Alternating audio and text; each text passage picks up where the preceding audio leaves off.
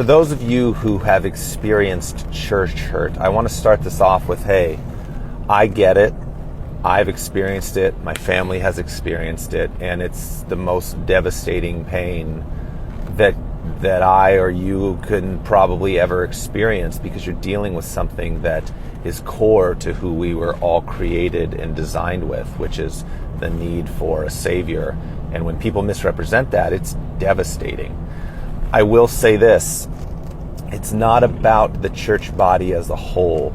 It's about individuals within the church body. And that goes for anything.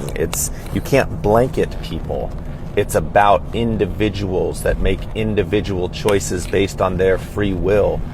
The church is Christ's church, and there's a lot of unfortunate people in leadership or within the church that don't represent that.